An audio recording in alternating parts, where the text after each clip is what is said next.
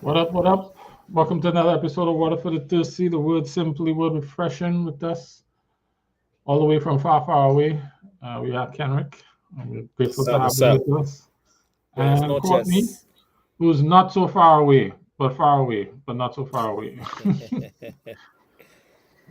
What up, fellas? Good to What's see you going on? guys. The others should be with us shortly. Stuck in traffic. However that works. Okay.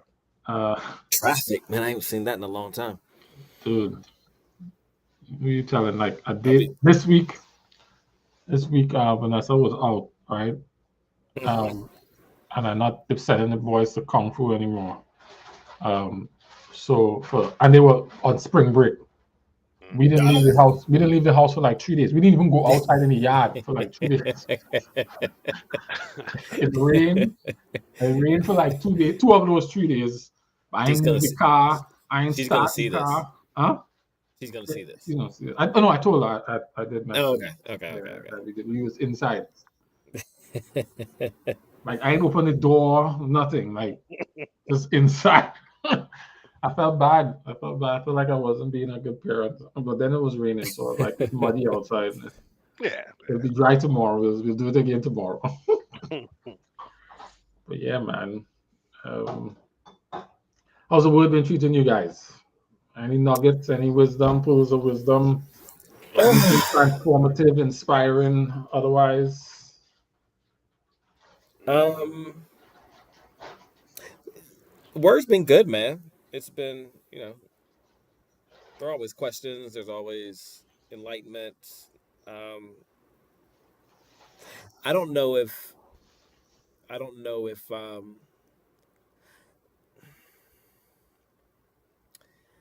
Understanding what God is trying to tell you. Like I don't know. So I don't know if you're when you're going through a period of whatever you're going through that you see that in whatever you read, of and course. whether or not that's God like pointing those things out to you, or you're just kind of locked in to whatever it is that you're looking for, right? Because it seems very readily of it seems very relevant, I guess, and your brain and mind are open to it because that's what you're constantly thinking about and focusing on and whatnot. So um I've said it before, this my theme this year is God, looking at God as a provider, Mm. um and completely trusting in him as a provider, because I'm very much a doer, and doing isn't contrary to what God wants you to do, but so in everything I read, um I see that and I'm just like, is it really there? Is Yeah, it it really there? is.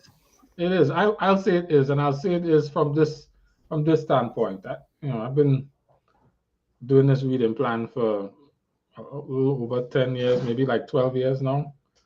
I know we've been doing it for 10, but it's a little bit more for me. And I found that the reading plan is the same. The reading plan has been set before the year starts, and Mm-hmm. so how it is that for 12 years the reading for the day is the word for the day. Like, Mm-hmm. how does the reading plan anticipate on May 12th what's going to happen with me on this May 12th for Mm-hmm. that to be the reading? Because it's predetermined for me, and I've seen it happen repeatedly over those 12 years. I call it the word of the day, and I believe I subscribed to the idea that I'm not just looking for it, but you know, when you go to God, and I didn't used to go to God looking for answers. I used to go to spend time with Him. So when I go to spend time with Him, just to spend time with Him, and it's the word for the day, whether I read, sometimes you read it in the morning, you see it develop in the day, or you miss it in the day and then come back in the evening and go, wow, if I'd read that earlier in the day, it would have helped me with this It would have helped situation. me out. Yeah, yeah, yeah. Because of that, I subscribe fully to no, you're not reading it. And then so that's layer one. Layer two is there was a time and a season when lordship was talking, and then I would see it everywhere in the world, and it would develop more. And you passed through that with me, And then there was, Yeah, absolutely. and then there was the Kingdom of Heaven, and that was another another season that he was in, and a lot of times those seasons weren't external; they come out of the word. It's like, what is this? And then you just start seeing it everywhere. But then I think of it like the first time you see a Tesla on the road, you're like, what car is that? And then you start seeing them And then all you everywhere. see Tesla is everywhere. Yeah. So I see some of that in it as well. It's not that they weren't there or that it's you looking for it. Maybe you're just more attuned to it and more sensitive to it. But I Yeah. see it, the way God talks to me, I feel like it's be a little bit more intentionality there. Less of a coincidence and more of a his word is sufficient for the day Yeah. and the season. So I buy in wholeheartedly to that. Got you. So that you're experiencing that makes me smile a little bit. Yeah, I just I get I always fight with that kind of stuff. I always fight with between that and whether or not I'm actually there are times when I know I'm hearing God, and there are times when I think I'm hearing God, and I don't, and then it plays out. It's like, nah, dog, That wasn't him. God. That wasn't him. Well, that's not what he was saying. Even if it was him, that wasn't what he was saying. That was not what he was saying. Yeah. Correct. Right. And so I've been fighting with that a little bit over the past. So yeah, so that's like the one thing is like I keep seeing themes, um, for me, from that. So yeah, I've been seeing a couple recently as well. As was, you know, there are times when I read and I think, hey, this will be good for conversation for water for the thirsty. And there are times when I read and I was like, I'm really struggling with this. Yeah. This is an issue for me. And so some of the things that I'm seeing now related to that, not struggling, but sometimes you wonder if God blessing you because He like you, or because he owes somebody else a favor, and you just happen to be riding the wave, you know. And so I've been. Does it matter to you? Not in general, but to you. Well, yeah, it matters to me Why? because when the favor run out, what happening to me?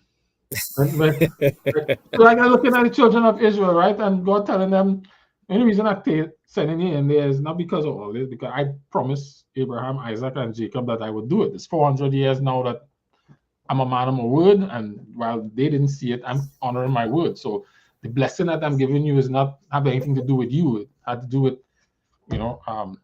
God kept his promise to David.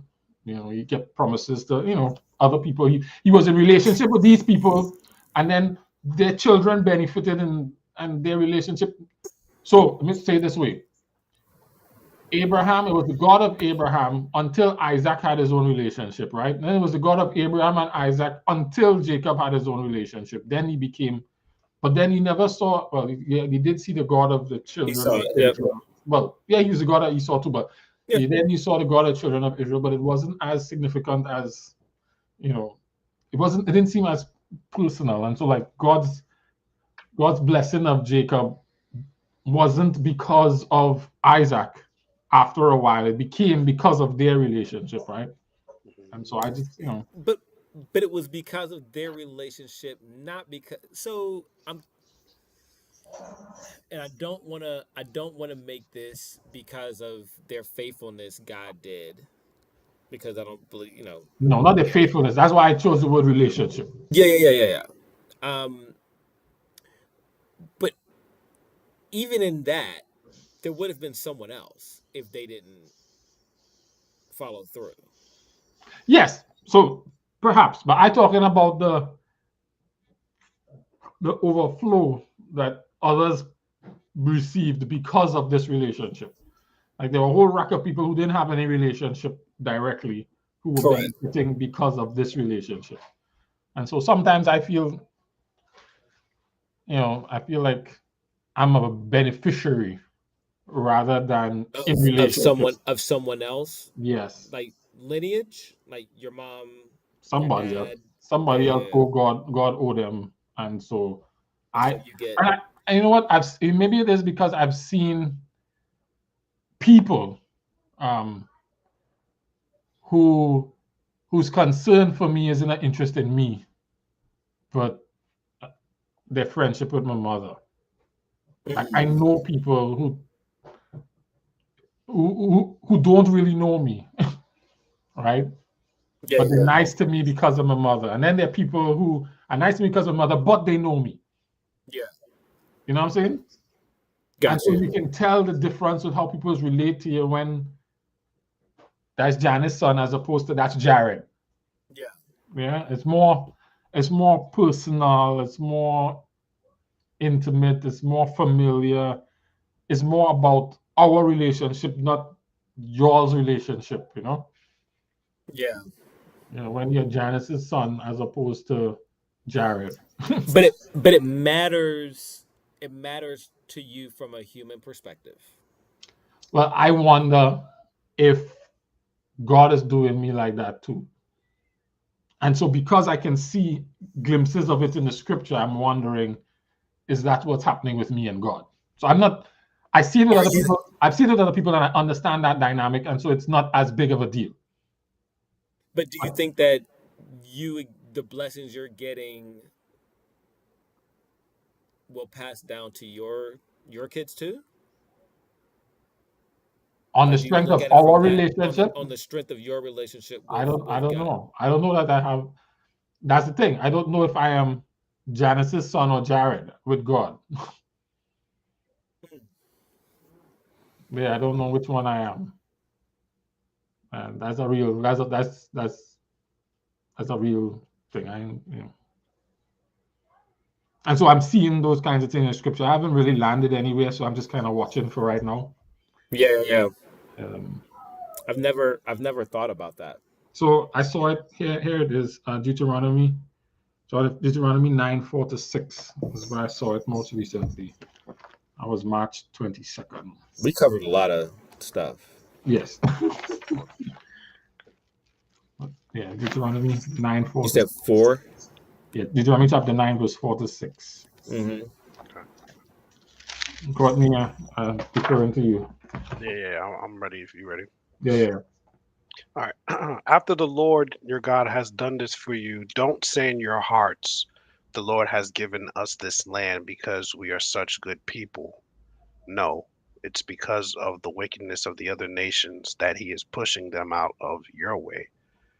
It is not because you are so good or have such integrity that you are about to occupy their land. The Lord your God will drive these nations out ahead of you only because of their wickedness and to fulfill the oath he swore to your ancestors, Abraham, Isaac, and Jacob. You must recognize that the Lord your God has not given you this good land because you are good, for you are not. You are a stubborn people. Yeah. Well, you know, things like that is like, yeah. That principle still applies today. I don't know. That's why I'm wrestling with. That's why, you know, because so what I'm looking at is not the straight thus said the Lord, but I'm looking at the tendencies of God. Like these scriptures is in between the lines show you this is my why, this is my motivation, this is my thinking. You know, this is some of the things that I do, and maybe this is just to them, or maybe this is a thing for me, God. And so that's kind of how I'm looking at it. I'm not reading this as a thus said the Lord. Reading this as a God sometimes, and that's why I have rested. Sometimes God blesses us due to promises He made to someone else, um, and not our own merit, for good or for evil, and not our So own merit. so outside of, does it matter? Yeah, I want my own relationship. Huh? I don't want to be Janice's son. I want to be Jared. Yeah, With God. good God. Why?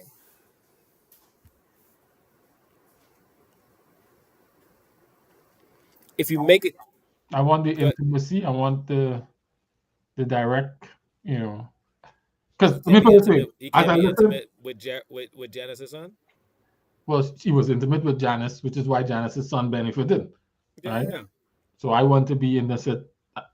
I want to no longer be Abraham's son, Isaac. I want Why? to be the God of Isaac, right? I Why? want my own. Why? Why? What's the But because the the intimate, personal, direct line to the relationship is what I am seeking. I don't but if you want have to. the direct line because of her, then what is No, it? I, You I still have have a a. direct line. I am being regarded because of her, but we haven't. We can make our own connection, and then we don't. And then So it's not because of her. so you don't believe you have a direct line. I believe I have an in. Yes, I do believe I But have an in. Yes. no, that's not what I asked. You don't believe you have a direct line. You I don't don't believe you know. have the same line that she had. I believe I could. I don't know if I do. I believe that it's Interesting. possible. That possibility exists. That's Interesting. available to me, but I don't know that that's what I'm experiencing. So I'm just, Interesting. no. That's And interesting. he's not really talkative to say, boys, catch yourself. You know, it's me and you. It's not like even saying them kind of things. Just sometimes we want verbal affirmation. I don't know. No, no, no, no. Quiet I over there, definitely get. I definitely allowing me get to that. stew in it. What were you saying, Courtney?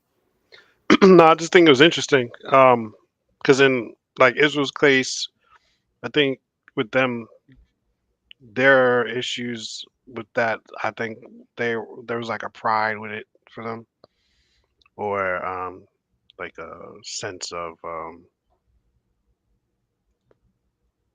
like they earned it some kind of way. Um, and I think the relational aspect is God's given it to them. It was as a gift. It wasn't that they deserved it. So I think for in their case, I'm not talking about Jared. I don't know. I don't think you have a pride about that, but I think in their case they'd have pride, and I'd see that down the line in the the time of Christ when he was walking the earth, is that they had a pride almost like they earned this grace, it's like this gift, and they had to keep doing these things to stay in favor, to feel like they earned it, like earned that right of this gift of this relationship with God.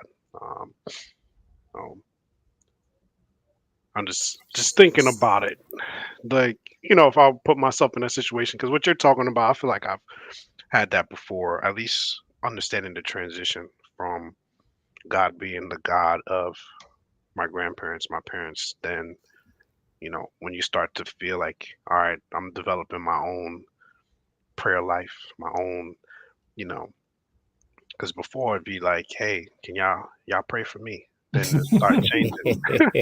Yeah, start is you praying for yourself, so you out there, uh, like Kenrick said, you really out there trying to listen out for God's voice.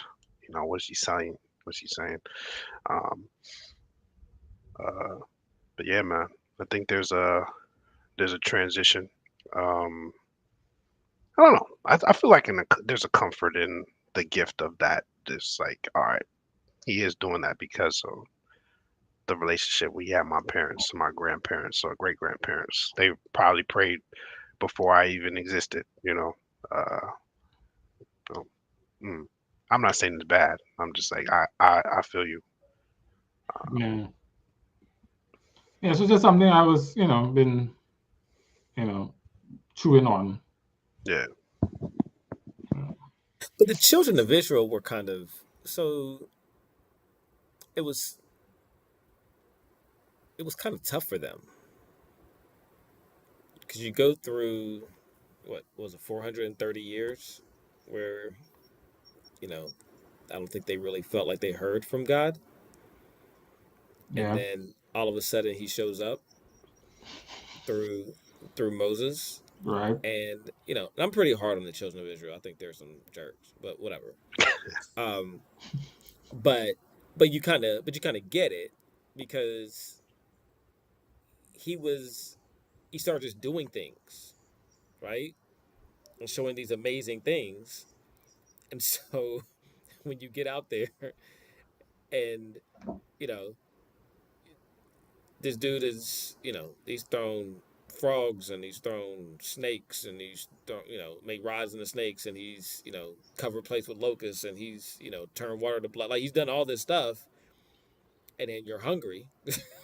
It's like, yo, like what, like I've been cool with nine plagues, and you could have used one of them for now, The food. for food right The now, right? food. And so I do kind of understand it, because it creates this idea that, you know he's going, almost like he owes you, like for 430 years we haven't heard from you, and now all of a sudden you're here and you're going to take us out and you promise all this stuff, so where's all the stuff, Yes. right? And when it doesn't happen, it's like, yo, you serious? Yeah. Are you really? So I do get that. um I don't know. I don't know if it's a selfishness. I don't know what it is. I've never thought about whether or not I'm being receiving anything, any benefits, blessings, whatever, because of my parents and grandparents. But even this benefits just regard. The only reason I'm entertaining time with you is because Yeah, I've never. That doesn't even cross my mind. It's hmm, never crossed my mind. well, that's good. No, That's no, no. I good. don't know if it's good. I mean, now I'm like you're ridiculously selfish, dude. Like, That's good. I mean, yeah, if it's with your parents, you don't think about that with your parents, right? So if you have that kind of thought with God, that's good. But I've had the experience of people who regard you because of the relationship with your mother, and not because they know anything about you, or they really care yeah, about you. They care about you because they care about your mother, not because they care yeah, about you. but your kids are gonna get the benefit of that, right? Yeah, absolutely. But I Right? hope that people would know them too, right? That's what I'm saying. Your kids are gonna get the benefit because of that, and then like it kind of just is what it is, right? It just, I know God's a little different, right? Because he's supposed to be God, Yeah. right? So I definitely get that, and I think he is. Um, I think he is to, he says in his word, right? He opens himself up to anybody who wants to know him. And Mm, so I don't think there's, so I think there's a promise there, to where that is 100% available. So let me ask An it this act. way: in your experience, any one of you, have you ever transitioned? How did you know when you made the transition from the God of my parents to my God? How mm, did you know when you made that move? Or has it always been my God?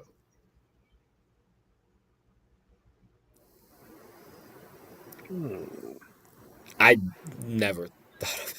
Like it's never like it's never Never It's always crossed been my your never God. mind. Okay, Kevin, good. I Well, no, it's either been like he's always been God.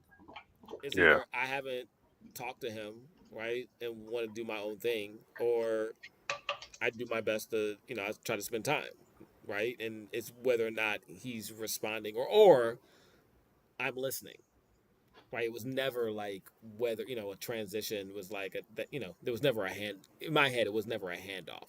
It was Okay. always like, it was me neglecting is Right. why he wasn't. Gotcha. Gotcha. You grew up in the house. That was the house. Never mind.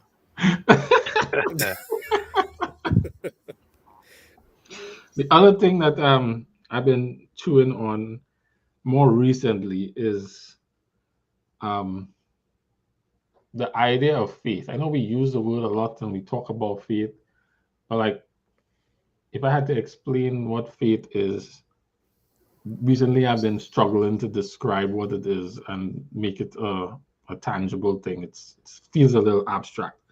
And so let me start with where that came from. So I was reading Matthew 14, Courtney, 29 to 31. Mhm. This is where Peter was. walking on the water with Jesus. Or Jesus was walking on the water and Peter came out to him. But let's read it anyway, and I'll tell you what my musing was and how I ended up on what is faith. Because that's what, as you can see here, that's what I circle on the thing here. What is faith? Eventually, it is all of this and then this. And don't mind my chicken scratch is only for me to read, right? But as you can see the circle there, yeah, that's kind of where I settled because I couldn't explain it, right? I realized I was using belief to describe faith, and then I was like, when you start using the same word to describe, when you say chicken tastes like chicken, what does chicken taste like, right? Like, if I had to describe it, what would I say? And I didn't. I started to realize I don't have a firm idea, and so I'm just been musing around with that. But let's go with Matthew 14:29 to 31. Okay. Yes, come, Jesus said. So Peter went over the side of the boat and walked on the water toward Jesus. But when he saw the strong wind and the waves, he was terrified and began to sink. Save me, Lord, he shouted. Jesus immediately reached out and grabbed him. You have so little faith, Jesus said. Why did you doubt me? Right. So I put here, growing faith appears to be a significant objective for Jesus. It seems really important for us to have faith and to grow it.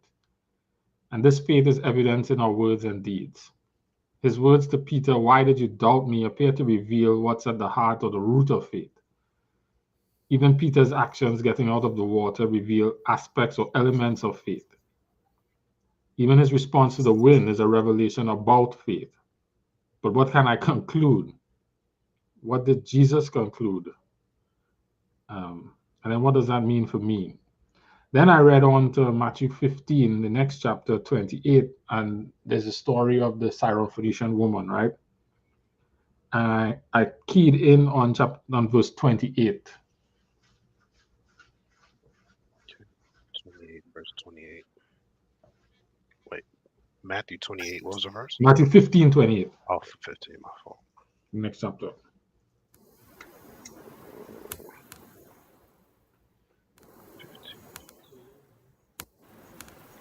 Okay. 28 to what verse? Just 28. Just 28. Keyed in on that verse. Like, we don't have to read the whole story, but that's the verse that I recorded as generated my thought. All right, it reads, Dear woman, Jesus said to her, your faith is great. Your request is granted, and her daughter was instantly healed. Yeah, so that's where I have what made her faith great and what is faith. Mm. So if you had to describe faith to somebody, to yourself, without using Hebrews, faith is the substance of things hoped for, the evidence of things not seen, and how would you describe it? Like, what is it? And what makes it great? What makes it small? Right? That Jesus would refer to Peter as having small faith and this woman as having great faith. Well, you said that you didn't want to use the word belief a lot, but I think if I didn't have to, but I'll take it. Yeah, I think I have to use that. I have to also use trust as well. I think Peter in that moment was hyped to have the opportunity to try to see if it was going to happen. But when he actually got out there, did he really trust that God had his back? Is what I felt. All right, well, let's do this with that in mind. Now I'm comparing Peter and this woman.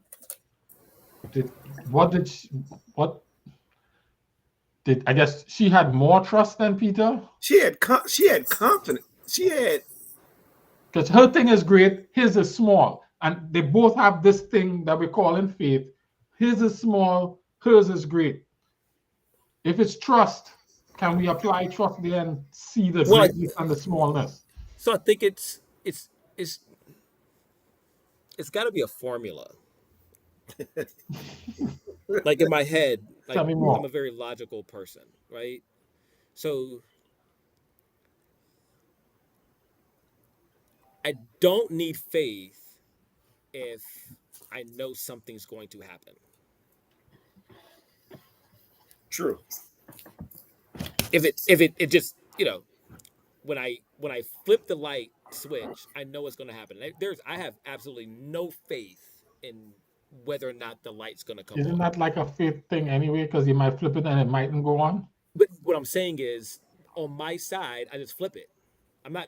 There's no. I don't know if there's. I don't know if it's supposed to happen. Like it's just.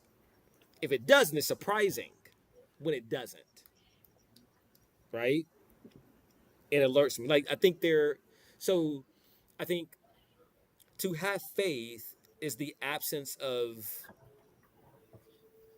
the Knowing. Certainty. assured. Like the assured. Like it's a. There's Knowing. an absence of something, Of certainty. Yeah. of certainty, Mm. right? Okay. So certainty minus faith. Like there's got to be like this thing that doesn't happen. Like there's a, it's you don't know. And I agree with you. So faith has an element of uncertainty. Okay. There has to be an element of uncertainty in order for faith to be faith. I agree. And I think now Jared's trying to talk about what's the difference between the small and then the great, right? So let's say that the uncertainty is a definite. I think if you want to add to it, this is a Gentile woman, right? And then we also have that example of the centurion, right? Mhm. So they have a disadvantage because they don't have that prior knowledge of all of the Jews, what they have, everything that they're probably been taught from when they're young about God and about, so they have kind of more of a base knowledge about things. So I think because they don't maybe not have that same base knowledge is probably I'm just, in this pot of what is it? I think that's that's another part of it. They don't have any prior kind of knowledge or understanding of just even I would say the Jewish So whatever teaching. we're shaping faith to be, knowledge can make it smaller. Say that again. So yeah. Whatever So we're shaping faith to be, knowledge can make it smaller. Yeah, Can and make Jesus, faith but Jesus smaller is saying because Religious he's knowledge, saying godly knowledge can make faith smaller. or Or any just not knowledge. intimacy about the topic, the thing, the object can make it smaller. Well, any I think knowledge. it's I because mean, Jesus is saying it's like wow, like he's wow about it. So I think it's because their knowledge was smaller. Like well, that's what I'm saying. With Peter, the Bama's a fisherman. He knows you can't walk on water. He knows that whenever you get out, you're gonna like. That's what he knows. Right. That's the certainty there. He knows with certainty if he steps out on there, he's gonna walk on water. So what he knows, and I think that's what the verse talks about, what's seen, right? Mhm. What he knows, what he can see, what he's experienced is this. The faith is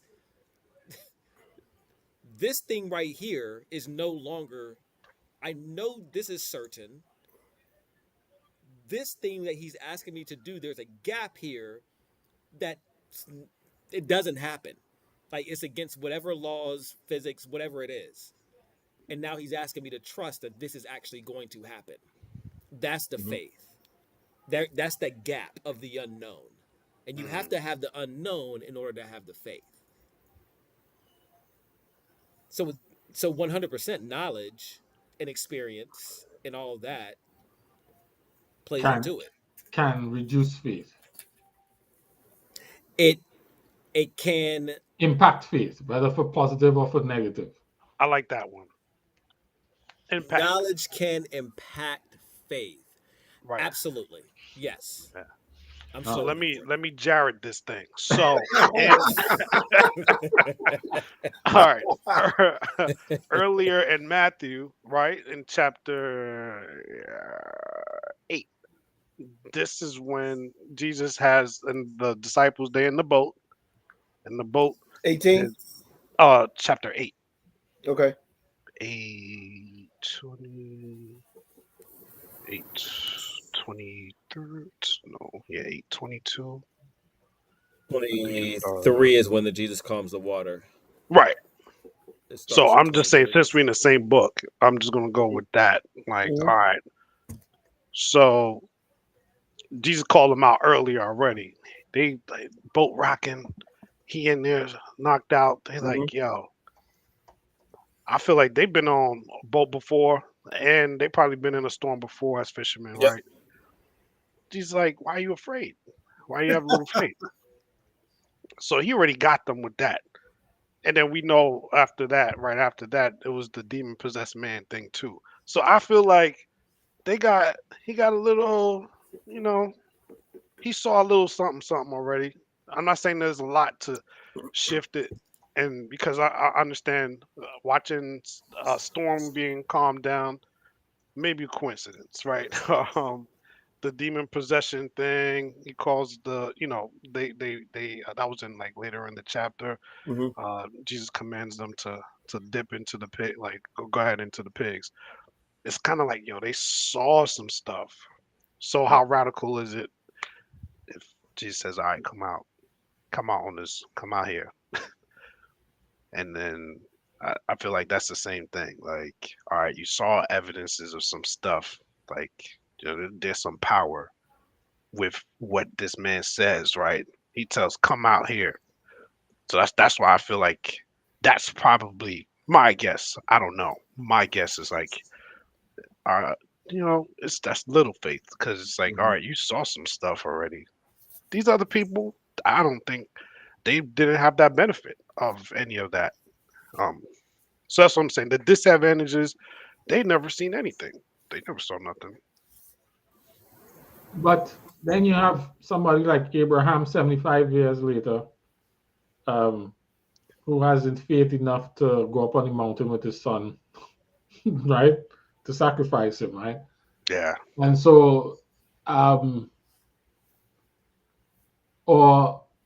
or Noah, who has the faith to go and spend years building this boat for this thing that for this phenomenon he's never experienced, right? Yeah. So, like, you have all these examples of it, Yeah. but can Mhm. you can you describe it? And how and if I can tell what makes it great and what makes it small, maybe that helps to synthesize and describe it. But if I can describe it, then I can know what why this would be described as small, and why Peter's actions would reveal that his was small, and why Mm, this woman's actions will reveal why this is large for her. mm. Then I can do that kind of evaluation on my own, right? Because now I Yeah. know what I'm looking for, looking at. And so that's kind of where I was, you know, Yeah, I mean, I think I for me, it's faith is faith is the action of believing. the action of believing. Okay. So the thing that I do if I say I believe, that is faith. If you, it's the action of belief because So what we do with like James, James talking about faith versus deeds, Hmm. because there's that, right? well, we mean faith without works is dead. Yeah. Yeah, Well, so James says one has faith and one has deeds, right? Like, don't so then you're what's the difference? What is we still back to what is faith, right? Yeah. All right. no. Additional seasoning. Right. What also happened with the Gentile woman and the centurion? Their faith was considered, I guess, I would say greater because they were actually making a request on somebody else's behalf. Isn't that desperation? It could be. It could be. So that's faith. That's I'm, faith have to do with that. I'm still going to go with what you originally said when you were saying it has it has its foundation somewhere in knowledge and in knowing, in the absence of knowledge impacting it. Because Mm. I'm looking at the Messiah's time on earth, and And what he was actually doing with the disciples was trying to reprogram them and grow their faith, right? and grow it, because they had a whole different perception of how the Messiah was supposed to come and be and do, and he had to undo that. And in the midst of that, even though I'm seeing these things, I'm still trying to fit it within how I understand this principle or this prophecy to happen. But he's constantly throwing stuff up against that. That's challenging me to redirect my understanding. So then when he says, although I seen him feed and do all this other stuff, just like Henry said, you're asking me to walk on water, which is virtually impossible. But yet I see something which my mind has always told me was a ghost, right? But it looks like you. So I say, if it's you, then you should have enough power to help me get out on the water. So I step out hoping that that's going to be true. But the moment I step out, I have to completely trust that it's all in you. But I see a distraction, and it starts me to rethink about the natures of physics and the laws of physics. And I go down because I ceased putting all of my trust in you.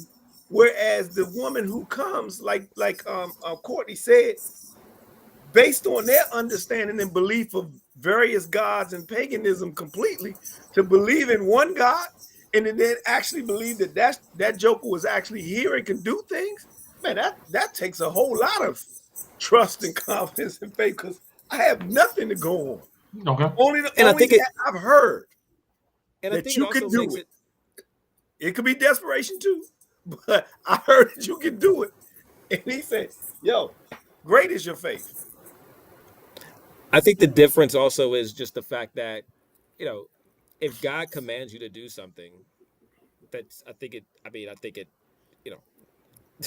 if God told you to step out the boat, like he's literally standing on the water. He's like, come to me. I think you're stupid for like not walking out on the water, right? Henry, I'm gonna tell you right here. If the winds is clashing and the lightning is thunder and all that other stuff, and he said, "Walk out of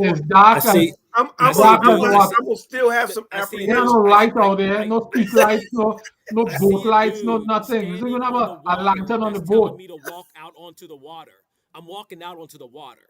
I got you. Whereas she, it was a little bit different. I know, the narrative that can be created around the conversation that she had with Jesus. Mm-hmm. But on the surface of it, he was being a little bit of an antagonist, right? Yeah. In the conversation. Okay. So I think the greater faith was taking, listening to what he's saying and then pushing back literally on what he was saying. Disregarding the wind and the waves of Jesus' words. Was that again? Disregarding the wind and the waves of Jesus' words. Disregarding all of that and saying no. No, I know better than this. Yeah. Like, I've seen this, I've heard this, I know this is you, da-da-da-da. Whereas opposed to, and he's pushing back on her as opposed to he's calling Peter. I think that's the little and the great in my head.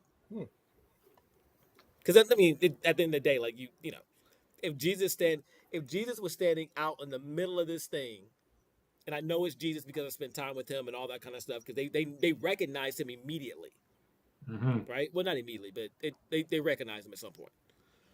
If I've been spending time with Jesus, we've been hanging out, doing all this kind of stuff physically, right, in physical form, and I see this dude standing right outside this window in the middle of the air, and he's like, Kenrick, open the door, open this window and walk out here. I will make sure, number one, that that's him. Be like, that's not Jesse, that's Jesus. And then I'm gonna walk out. Right. Right. I'm subscribing to this idea, Kenrick, that you're pushing. I can see in aligning the essence of the two stories, she wasn't distracted by the winds and the waves, and she kept on walking on the water. She stayed the course of why she was there, and what she came for, and at least using Cliff's words, what she believed to be true, or what she believed to be possible. Possible. Yes, that's probably better. What she believed to be possible, That's probably better. Yes. she stayed zeroed in on that and didn't allow what was happening around her to move her off that. Peter, on the other hand, in this other story, he did not stay, zeroed in on what was possible. And when these things started happening, he took his eyes off, or, so to speak, figuratively, took his eyes off of what he believed to be possible. And so that impacted his ability to do whatever or be whatever. So I can see if we're going to do a comparison between the two, staying zeroed in allows you to be great. Being distracted makes it small, because he did it for a little bit, but he couldn't. Because they both showed faith. Right. The action of actually going out there and doing what it is that they believed was impossible. So it's back to Hebrews 1. It's confidence in what I believe to be possible. It's confidence in what you believe to be possible. I think there's another part of the equation, and it's who it is. Possible and the impossible. Well, I was thinking faith generally, whether it be faith in God, faith in the light, faith in the airplane to stay up in the skies. When I pay my money, right, and get on the plane, I am confident in the possibility that this plane can take me from there to there. I am confident in the possibility that the plane can take me from there to there, knowing that there's also chances that it can't. Correct. And I pay money to take that chance. What's different, what's in my head, what's different is if God tells me that this is going to happen, then I know with confidence, based upon my experience, other people's experience, other people's experience, your experience, or other people's experience, or whatever it is, there's still a level of faith to know that that's going to happen. And I'm going to trust that that's going to happen, and knowing that without question is going to happen because He said it's going to happen. There's a chance the plane might fall out the sky, right? Which is why you listen to the instructions. Yes, in case it falls out the sky. In case it falls out the sky, right? With God, if He calls you to walk out on that water, as long as you do what He said He's going to do, as long as you do what He said you should do. Here's the pushback there, Kenrick. Peter sank, and it didn't have anything to do with God. What's that again? Peter sank, and it didn't have anything to do with God. What did Peter do? God told him, "Come." Yep. Right. Come. Where's the verse? Well, let's go. It's 29. Matthew 14. Matthew 14 from verse 28. 22. We can read from verse 22. Yeah, but 28 is where I started. Or you can go from 22, because I feel that's part of the story too. Okay. Courtney. All right. Immediately after this, Jesus insisted that his disciples get back into the boat and cross to the other side of the lake while he sent the people home. After sending them home, he went up into the hills by himself to pray. Night fell while he was there alone. Meanwhile, the disciples were in trouble far away from land, for a strong wind had arisen. They were fighting heavy waves. About 3 o'clock in the morning, Jesus came toward them, walking on the water. When the disciples saw him walking on the water, they were terrified. In their fear, they cried out, "It's a ghost." But Jesus spoke to them at once. "Don't be afraid," he said. "Take courage, I am here." Then Peter called to him, "Lord, if it's really you, tell me to come to you, walking on the water." "Yes, come," Jesus said. So Peter went over the side of the boat and walked on the water toward Jesus. But when he saw the strong wind and the waves, he was terrified and began to sink. "Save me, Lord," he shouted. Jesus immediately reached out and grabbed him. "You have so little faith," Jesus said. "Why did you doubt me?" Yeah. So there's some You summed keys it up. in You there in the summed it up well. language. I You was saying summed it that, up when you contrasted the two stories. Go ahead. no, I'm just saying there's keys in the language. His faith is small. He doubted. He was afraid. In terms of what we're talking about, in terms of the confidence in what we believe to be possible, if we go in with that phrase for now, his fear caused him to not have confidence in what he believed to be possible. And so,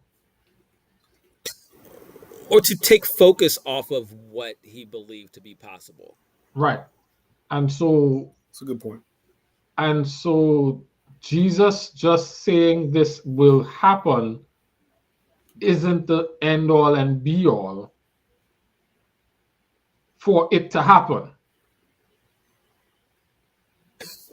Correct. The faith is the action. The faith facilitates the actual happening, right? Because The faith, which is the action, facilitates the actual happening. Correct. the faith is not the. So I The wasn't. faith, you can't have faith without doing. Yes, you can. James No, 5 you says it. can't. You can't have faith without doing. Faith without works is dead. You can't. You actually have to have. You actually have that. You actually have to have. You have to act on it. You have to act on the faith in order for the faith to be activated. So, so while that Faith I is can activator. subscribe to that a little, his faith, because of its size and because of whatever faith is, it informed his actions, so that it wasn't just him acting, it was the faith that was driving the actions. So, Yeah, I and just in I the two stories, that's what it is. I read His it. I faith, read it. I read it differently.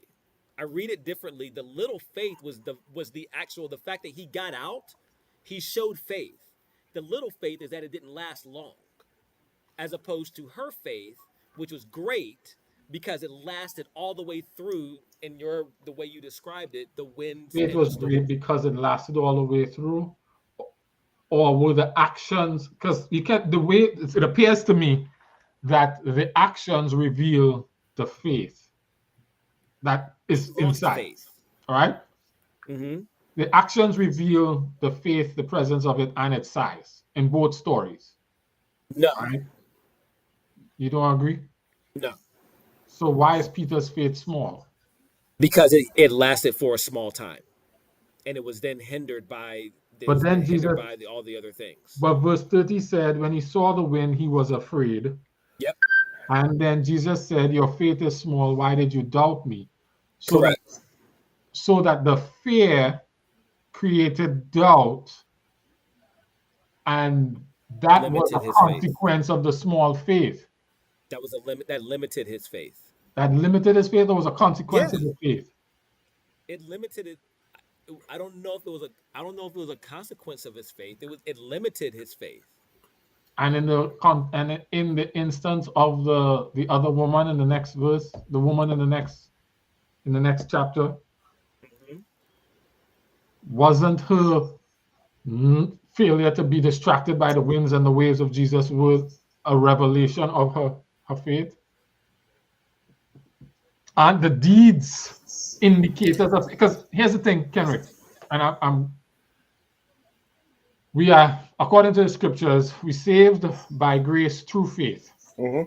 But we were rewarded not for our faith, but for our deeds. Rewarded for whatever we've done. And I'm believing that the reason we're rewarded for what we've done is because what we've done reveals our faith, which is what saves us. So that the actions that you get, so that how can I tell what your faith is? Your actions. Yeah. So you So don't. But if I don't, actions do you have reveal faith as opposed to provide faith. You have to have faith in order to. I mean, you have to. In order for me to demonstrate faith, there has to be an action. Right. You have to do something. You have to do something. You have to I do can something. say I have faith, but until I actually, I have faith that this board is going to hold me up. I can say that all I want to. It's the demonstration of walking on that board is my faith. Okay, so You we're have saying to, the same thing. Okay. Okay. Yeah. Yes. Yes. and you saw it again with the centurion, right? Because it was the fact that he followed through with all of it is when Jesus was like, I've never seen faith like this, right? Mm. It's I think it's that demonstrates the great faith is can you see this whole thing through? Can you not get distracted by the in your point the winds and the rains of whatever it is, the distractions that are out there? Can you actually walk through it? You know, do you believe I'm going to take care of this and not distracted by what people say, what people do? Is it so much a distraction or a shaking of your confidence? Both.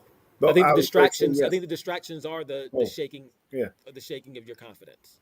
And just for clarification, Peter's little faith had to be on the microscopic level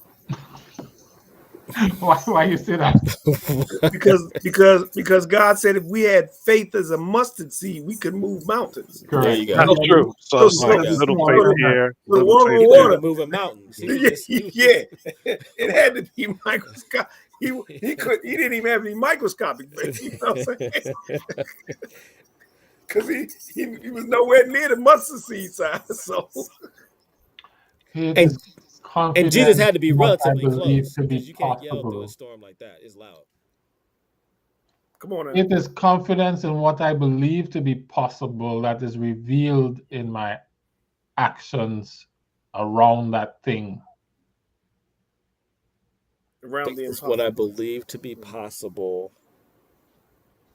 What was it? Faith is what I believe to be around what I Faith believe to be is possible and what? faith is my confidence, In the unknown. my confidence level in what I believe to be possible.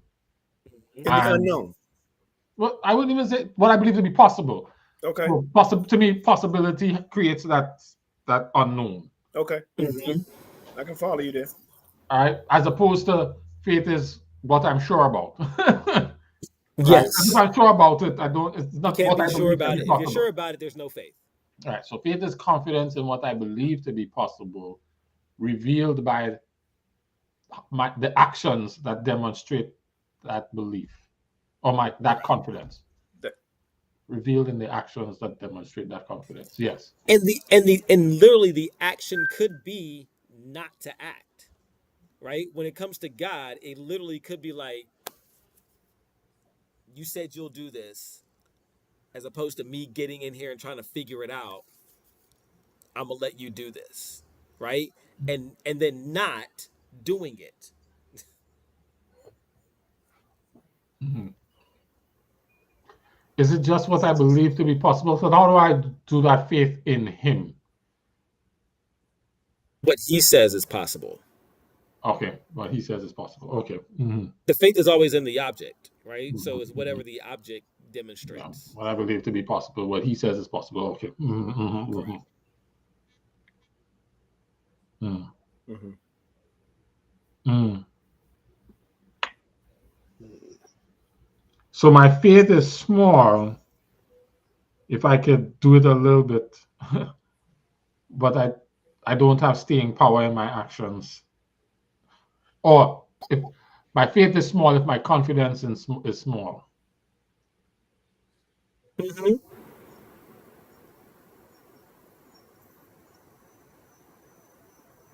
And Mm-hmm. desperation can drive my confidence.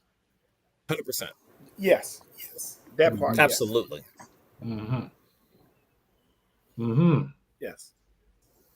I get it. So I'll go back to my questions. Mhm. What made her faith great? She had confidence that Jesus can do it, and she didn't allow the Jesus's language, rhetoric, Right. even downright insults to Distracted. phase her confidence, Mm-hmm. which is what makes a centurion now significant because he was confident that Jesus could do it. Like, don't bother come. His action of saying, don't bother come, revealed his confidence level in Jesus's ability to do this thing. Exactly. So there was I like could almost like synonymous faith single-minded. and confidence. My faith is faith is confidence in what I believe to be possible. So yeah, it's the confidence Yes. level. So they had that single-minded It's focus, part of it. and doubt is like being divided Yeah, you're not as in confident. two. The Like, confidence is a little shaky. But I still firmly stand on there has to be action.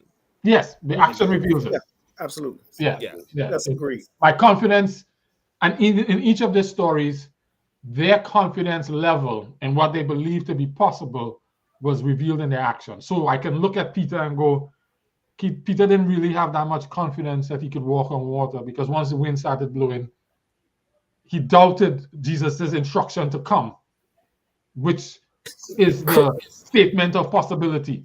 My telling you come is my statement of possibility that this thing is possible. You're watching me do it. I'm telling me come, which means you can do it. And you didn't believe me when you saw the wind. Correct. So the One of confidence the level in what I just said went down when you saw the wind.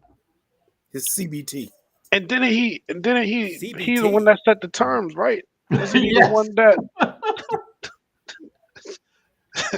he said, "Yeah, Peter come did on"? set the Like he the terms. one Like, that said it. Like, yo, Bama, you set the contract.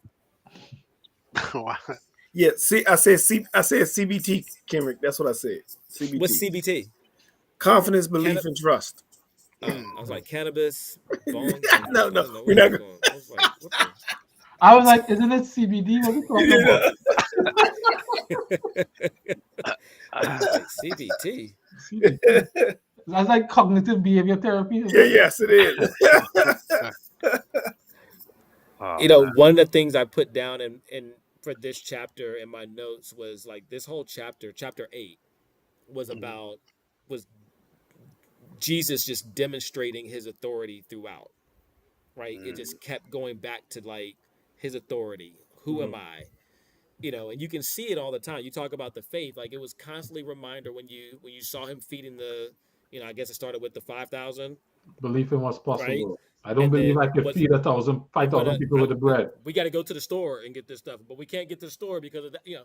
Then he does it, right? And then now you got the 4,000, and they're back to the same conversation. It was like constantly just reinforcing, like it literally is the action. No one, you know, everybody was looking for solutions that you know of, right? It's the stuff that we understand, that we know, the laws of the earth, the laws of physics, the laws of just you just the custom, like you hungry, you go to the store, right? As opposed to understanding that you have someone here who has the ability to do, and you still don't demonstrate the faith. So like through the whole thing, it started in chapter 8. It started with the man with leprosy. Then it goes to the Roman officer, right? Then it goes to Peter's mother-in-law. I mean, it was just constantly got Jesus exercising his authority, just letting them know, just reinforcing constantly who I am, to the point where it got to the point where, you know, now he's got to put them in a storm after they've seen all of these different things, right? Because all this other stuff was for everybody else, right? They're just watching it and watching it and watching it, which is where the faith comes in. It's like, you know, you've seen me do it, you know who I am, but when it actually gets down to it, do you actually have the ability, you know, and the wherewithal to confidently act on what the impossible is and based upon who I am? And by the end of the chapter, they didn't. They didn't. They didn't, They didn't. No, they didn't. right? So I think about Luke 17, where Jesus is telling them, if your brother and sister sins against you, you tell them that they're wrong. If they turn away from their sins, forgive them. Suppose they do it 7 times in a day and they come back and say, I'm sorry, you must forgive them. And the disciples say, give us more faith. And now with this definition, this means a whole new thing to me. Now it's, yeah, give us more confidence that that is possible. That is possible. And That I then can do Jesus' it. response is, suppose you have faith as small as a mustard seed, then you can, if you have confidence this small, then you can do it.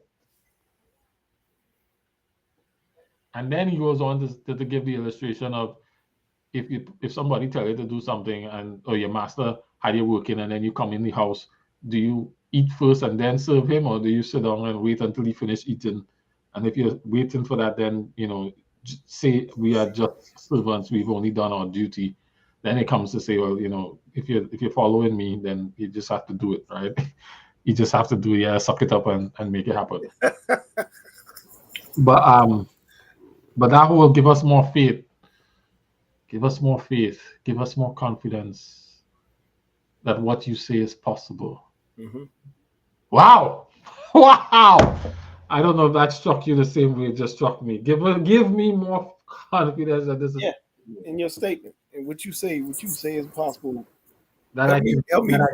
me believe that. Help me trust that can happen. Give me more. And so this is my. And so this is my. About me. And, what's that again? Give me more confidence that you care about me. And this is kind of my thing. What we talked about at the beginning, like my theme this year has been God providing, and me being responsible for cultivating. Right? Started when I read in Genesis the Garden of Eden. Right? God actually placed them in the garden and told them, your responsibility, now that I've provided for you this place, now is your job to work, right? And I think that's what it is.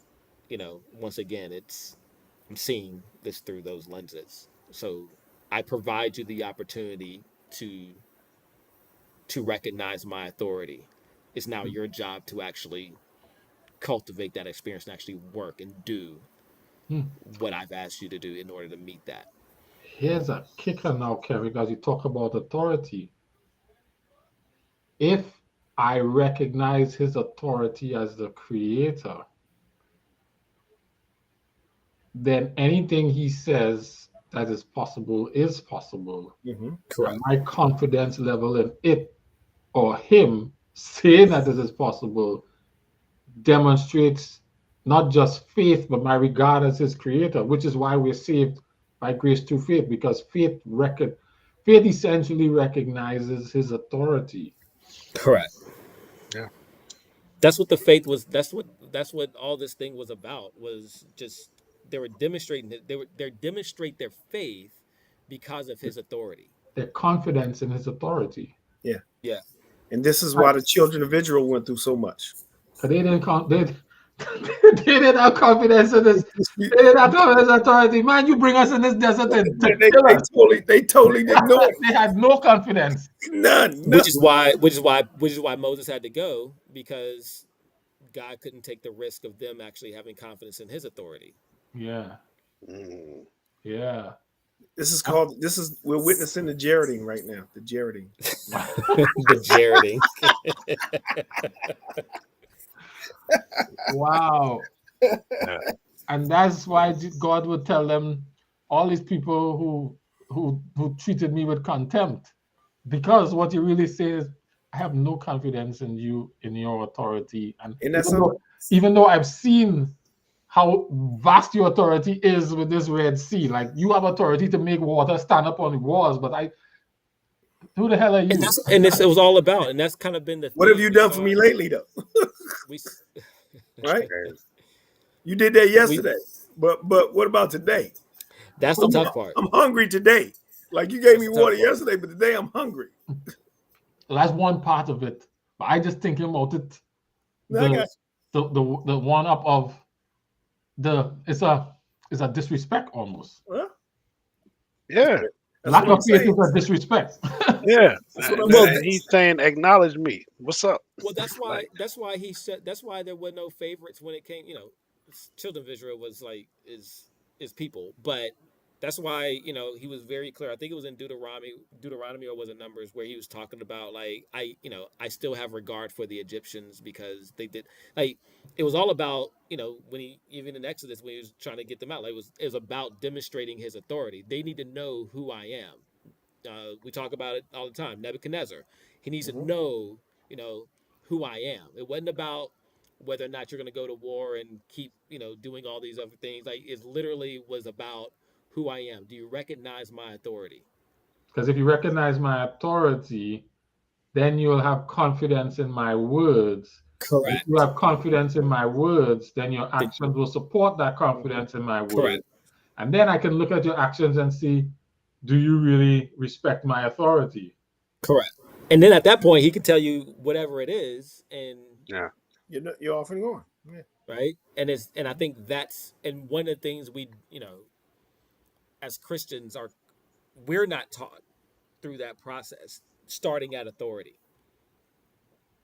Like you're taught the rules. The rules don't matter If you don't regard the authority. if you don't regard the authority. There you go. Oh, it's Right? a great point. It's a go. top down relationship.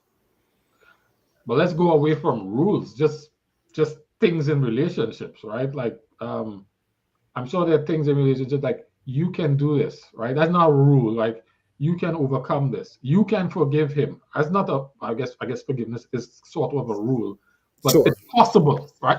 Let's go with Correct. walking on water. That's not a rule, but I have authority over the winds and the waves. So if I tell you come out here, right, then you could take that to the bank because I have authority over it. So you should have confidence in the possibility that you could do that. Correct. If you don't have confidence in it, then you don't believe me. You doubt, which is what I always wonder what this was. Why did you doubt me? Why did you doubt? Yeah, because you didn't have confidence in what I was telling you. You watch the winds and the waves instead of listening to what I said to you. Correct. And I know you didn't have confidence because you didn't do it. Yes. Or you stopped doing it. Right. You stopped Right. Halfway or whatever it was. That's why he didn't say you didn't have faith at all. He said your faith was small. It was small. You started. Smaller than a mustard seed small. Yeah, So it was minuscule. Correct. Wow. The Bama walked out. Yeah, he did. And he probably walked back. He might have walked back. I mean, how was he getting back in the boat? He had to climb back in the boat, right? Yeah. Yeah. I mean, I don't think Jesus dragged him back in underwater. While he was still in the water, like still halfway under the water. This Bama got waterboarded. Just got his head up above the water, just dragging him back. Wow. That'd be I wrong. don't know what y'all just did for me with that confidence in what I believe to be possible. Yeah. Yeah. Yeah, it's She interesting. has a whole new light on it. Wow. Because that works for anything, faith in secular things. Faith that when I push this button, the computer will come on. My confidence in what's possible. Correct. But if I have a guarantee, then it's not faith. Like not faith. No. And we like guarantees. No, we do. We like surety. Yes. Absolutely. Certainty is the opposite of faith. Absolutely. Which is why he has to create these situations because he needs. Which is why he wouldn't give you all the answers. Why he would say like a wicked generation looks for a sign. Like why he would talk in riddles or that's why rich man is hard for a rich man to get into heaven. 100%. Absolutely. Because his riches provides majority of everything. It guarantees. It provides. I guarantee if I had the money, I could do it. It provides guarantees. Yes. It provides all of that. Absolutely. Yeah. Wow. Y'all just unlocked me there, boy. Like that was us. That was a whole new experience there. That's the Holy Spirit, brother. That's right. It unlocked a lot for all of us. All of us. Yep. That's right. The charity. Yes, it helped. The charity. So now I have to go back and I wasn't paying too much attention. What is that now? We just unlocked faith. What is that now? Man. That's interesting. I like when Kenrick put that part in there. I started watching this show on Netflix last week, the one on Moses, that documentary. Mm-hmm. Yeah, the new thing of Moses. Mm-hmm. And I think I didn't think I probably got past the first one, but the emphasis they put on and just how much Pharaoh was considered like this mediator between God and man, and that it just made so much sense why God took his time to do what he did with them, because like he said, he had to show this authority that he had. Like, Correct. it's like, nah, dude. Like, he had to shake that whole region up, and I'm sure that was like the center of a lot at that time in the world. Like, I mean, Man, if I You am have to trying forgive me, to, man. if I am trying to exert my dominance, no, not exert my dominance, establish my sovereignty in a place where there has been a rebellion. The only way to know the people who respect me is faith, Correct. mhm. because faith is a revelation of their belief or confidence in my sovereignty. Correct. Mhm. That's why I don't trust kids. That's why my kids. That's why kids suck, because they're only as strong and only as loyal to you as what you're giving them. As long as you're feeding They the have no fellas faith and in you, huh? They providing, have they no have no faith in faith. Like, yeah, as soon as they don't get something, it's a wrap. Yeah. So Oh, going down that same road, Carrick, that's why if God's, and this is what I'm saying, if God's emphasis is growing my faith, my confidence in what I believe is possible, or my confidence in his sovereignty, so whatever he says is possible, Mhm. then he has to navigate in a certain way, because if he just does what I ask, then I don't have confidence in what he believes is possible. Mhm. My confidence is something like I'm watching, why doesn't he just say it? Why does he have to talk and hide some things and then reveal some things? And yeah, because that's how you grow faith. Like mm, when I leave the gaps. You gotta have, yeah. Faith has to have unknowns there. It's just Mm. the formula is X. Whatever 1 + X =, it's the unknown. It's the thing that you can't quantify at that time.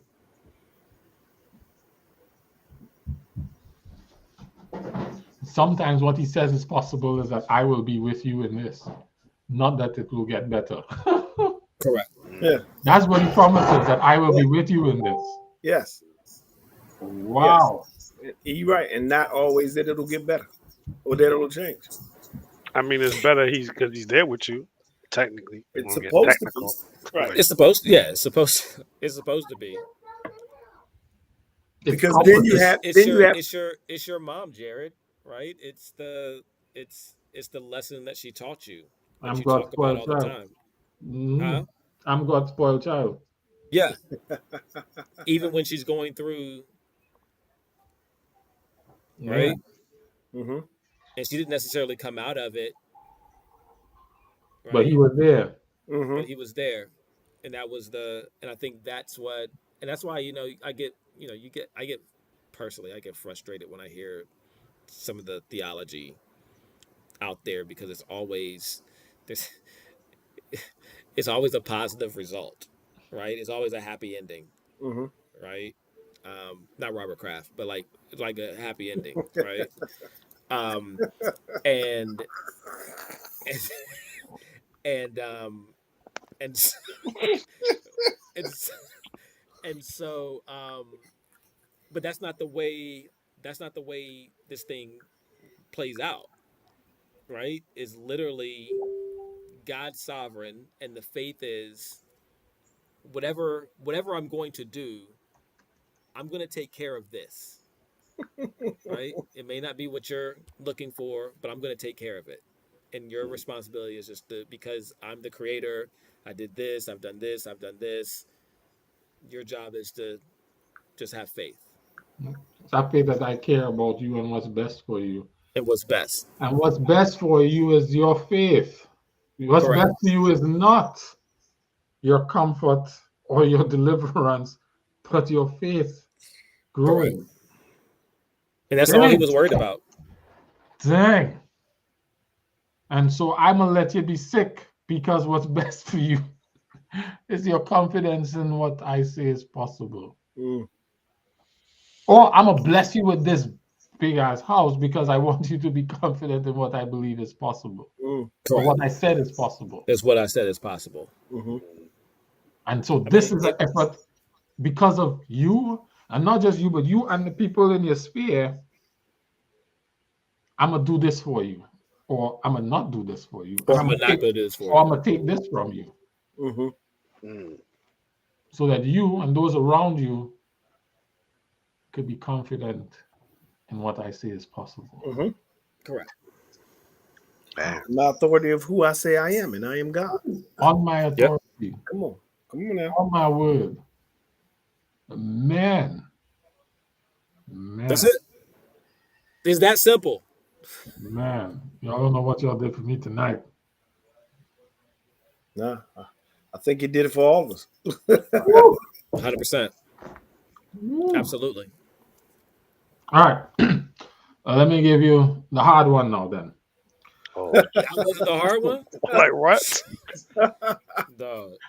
Matthew 11 verse That took an 30. hour and 25, dog. All right, Matthew 11. Matthew 11 verse 30. When you read that in the New International Reader's Version, NIRV. And I. But to your earlier point, Jared, like it's crazy. Like as many times as we go through this thing, was this 10? Yeah, this will be 10. Right? And it's just like, In this format, this will be 10, yeah. yeah, it's just another something you didn't realize or understand in the first 9 times. Yeah, or you took for granted. Or you took for granted, or you start, it starts making sense because now you're connecting dots to your Right. right. So you said Matthew 11. 11, 13. 3-0. 11:30. Yes. Okay. Um, this is in the nerve. Serving me is easy and my load is light. Have any of you experienced that to be true? Uh, So let's go with it. The other versions say, my yoke is easy. A yoke is a thing is put on an animal that will work for you. So technically, serving me is a fair translation of my yoke is easy and a load is a burden, so my load is light. But said that way, serving him is easy. I've not found that to be true. So I'm asking, have you found that to be true? And so I'm asking, serving him is easy, question mark, his load is light, question mark, as compared to what? Is it actually? I honestly don't think it is. But he's making that statement. So we just had, so if we go through this lens of faith, what is he talking about then? I want to go to the Bible dictionary. What's easy? Yeah. What does he mean by easy? I don't know. Let me see. But what's he talking about before here? Come unto me. John the Baptist. Mm-hmm. What does easy mean? No man knows Disci- the Father but the Son of the Father. And then it's come unto me, all you It's that are labor and heavy laden. better, easy, good, gracious, kind. Thea has fit for use, useful, manageable. Oh, that changes the whole meaning. Mild, pleasant, as opposed to harsh, hard, sharp, and bitter. All More right. pleasant, of people kind, of things more pleasant, of people kind and benevolent. So I guess it is a contrast to another way. Mm-hmm. Come unto me, all you are weary and heavy laden, and I will give you rest. For my serving me is manageable, it's useful, it's more pleasant, it's Mhm. mild, as opposed to serving someone else, I guess. Yeah. I mean, I've heard rumors. People that they are signing contracts, signing deals with the devil, literally. Mm. I think it seemed nice at first, but I heard the price is pretty steep. And I'm just like, man, God doesn't even require us to. Well, Kanye said he got his for a Happy Meal. He said it was a crappy deal, but at least it came with a Happy Meal. You know what I'm saying? That's why I said I keep hearing, it looks glamorous, Mm. but they're saying this is not worth it. It seems like it costs. It costs. So in that comparison alone, I'm just looking at. I'm just like, well, looks like whoever they serve for our streaming purposes, they are.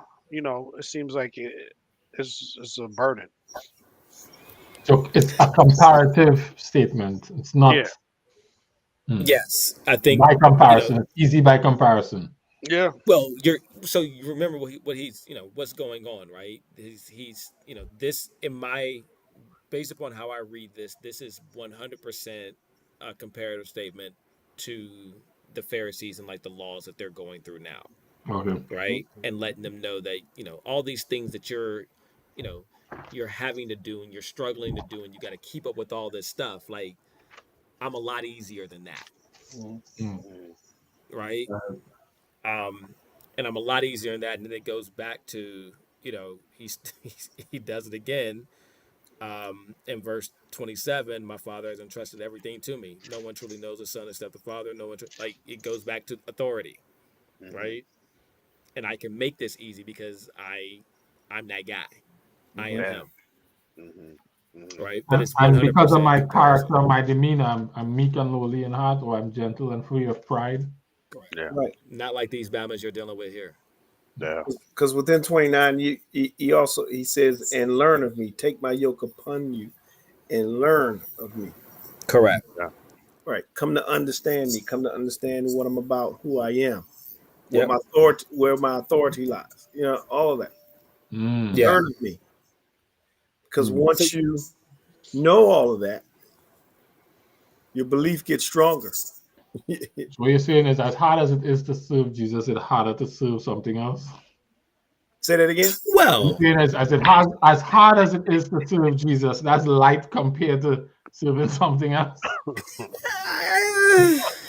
That's what you're saying. I think it's I think it's That's a lighter than good the rest of these that's a good Bamas. way to put that. I like the way you put that, but no, Yeah. because there's a lot of caveats in that statement. It's a lot easier in my head to not serve. That's what I would think. That's what my experience feels like. But I think in comparison to But the rules and regulations and all the other stuff that comes with where they were in society, this is a lot easier. Serving me like this is manageable. I mean, I ain't got to cut foreskin off no more, dog. Yeah, absolutely. While you are of age, you know what I mean? Now it happened, you didn't even know it.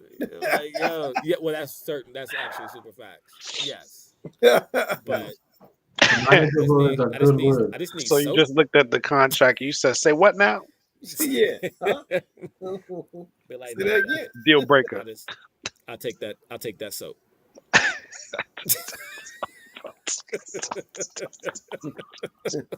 What's wrong? Yeah.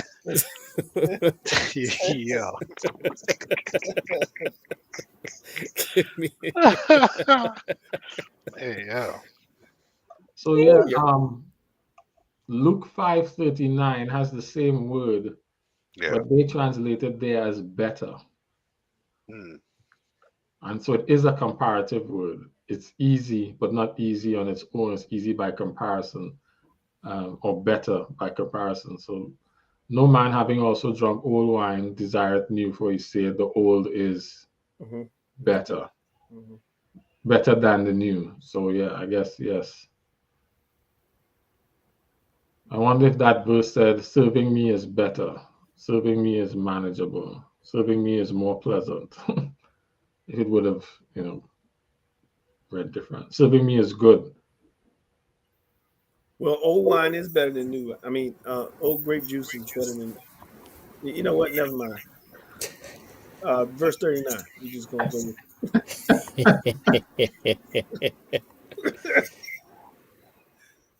Mm, We're just gonna stay there. okay.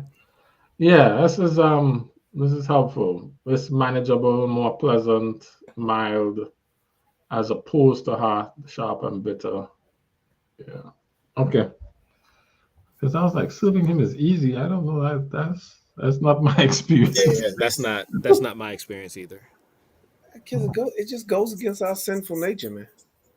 No, 100%. Exactly. That's why that's exactly what makes it hard. So Yeah. him to come and make the statement that is easy, I'm like, is it really? It becomes easy. Hmm.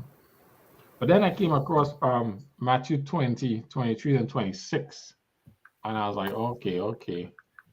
When Jesus talks about him being gentle and mild, gentle and full, free of pride, or as the other versions say, meek and lowly in heart.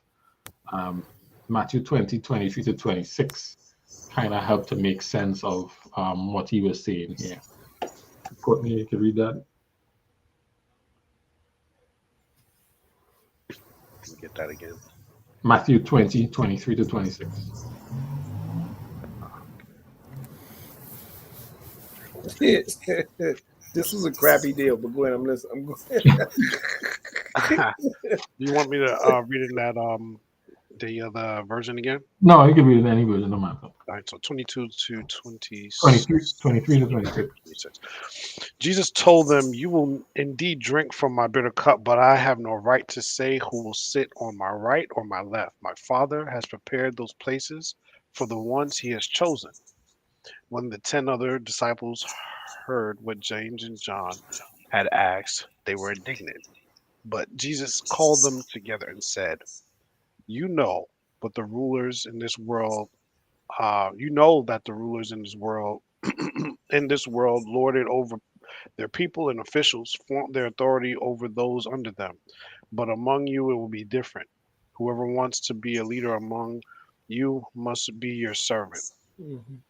Mm. I guess that's what make it easy because that's how he's lead. He don't lord it over us. He comes in and serves in the same kind of manner, which is why he wants us to do it the same way. Mm-hmm. And that makes it less harsh, sharp, and bitter. That makes it more pleasant, more manageable, more fit for use, more useful, better. Mm. Boy, you still gotta drink from his cup though. Yeah, it's still a yoke. It's still a yoke. Yeah. Do we have to drink from his cup? No, that was these guys. That was to them. Them. They have to do it. I After You do have to do it, but not the same don't want that cup. circumstances. So, yes, you have to deny yourself, take up your cross, and follow him. Yes, you do have to do that. But you don't have to take up that wooden cross, and you don't have to take nails, physical nails. Correct. No. But you do have to crucify or die to self daily in the same kind of way. So that cup you have to drink. It's part of the process. Yeah. All right. I thought that was the hard one, but okay. Juana said, "Self has to die. There's no more I in this here house."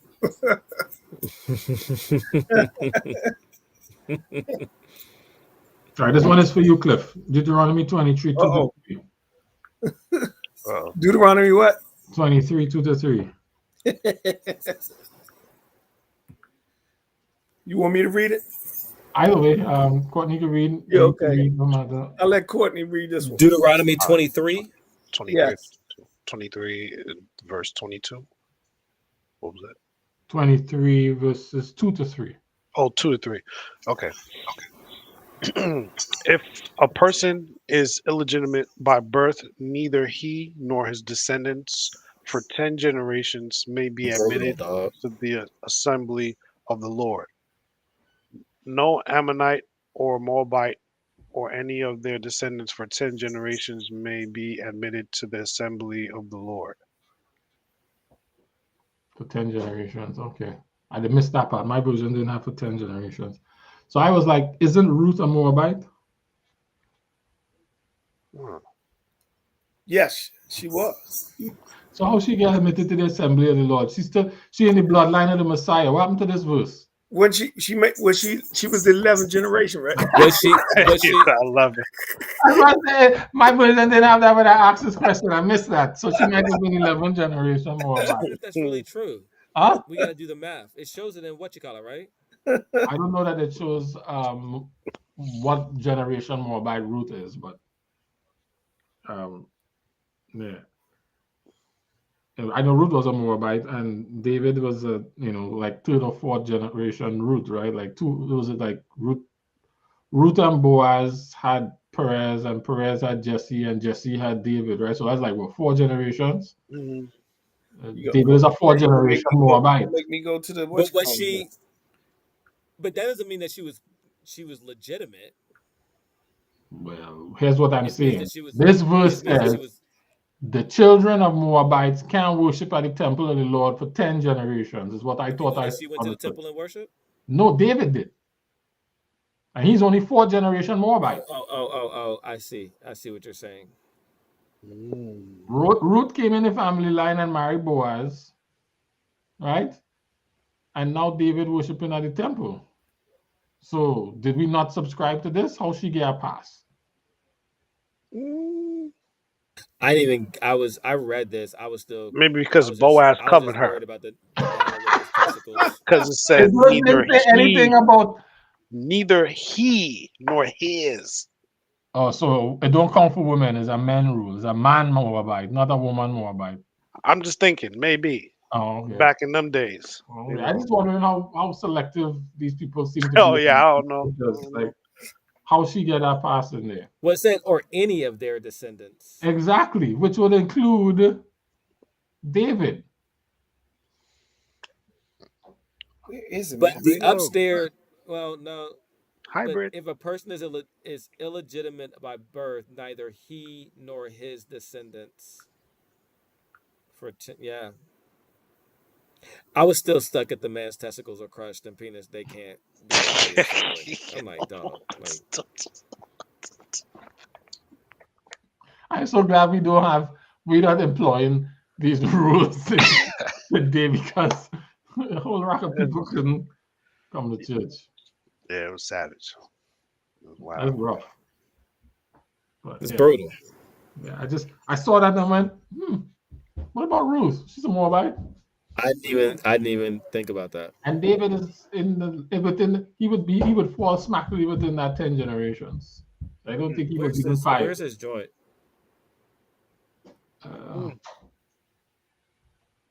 I think it's at the end of the beginning of Samuel or something. Let me see if I find it.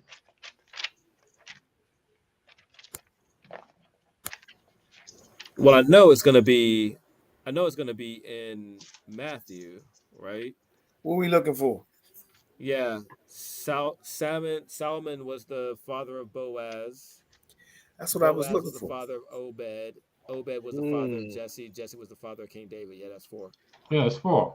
Right. So, and Matthew was 27 generations from David to Jesus, right? Right. Right. But I'm just talking about David from Ruth. Because the verse says Moabites can't come up to 10 generations of their children can't come. Yeah, but I wonder if well, I was gonna go with Courtney. I was gonna go with Courtney and be like, I wonder if that is just because it's a woman. So yeah, this wasn't a serious theological question. I was just musing, just musing about that. What gave Ruth a pass on this rule? I understand in our day why it wouldn't apply, but in their day, this Ruth would be in clear violation of. If I don't know if you don't suck on somebody's toes while you're what? Didn't she suck on his toes? No. Yeah. That's not what she did. Where was I she thought at? She Where was at was his she feet at? Because doing. What was she doing? Manassas was 11. Crazy. Huh? Where did she fall That's at? Because crazy. Manassas was 11. She is Boaz's wife who gave birth to Obed. It's not, I mean, I think Luke has her written in there. Matthew doesn't have her included, but I think Luke has her included in his genealogy. I think Yeah, Luke has her. includes- I'm in Matthew. Luke has all the Yeah. wayward women in there. He has 3. Well, no, in Matthew, in mine it says Salmon was the father of Boaz, whose mother was Rahab. right. See, Rahab. All the wayward women, Whoa! all the wayward women are mentioned in Luke's record. I'm in Luke now. He married a prostitute? Yeah. And you know who's also in this line? He made her Judas. into a housewife, dog. And Jesus Is a direct descendant. It's And a here's singular. the other one. Here's the other kicker. When I was Judas telling my boy he could. Yeah.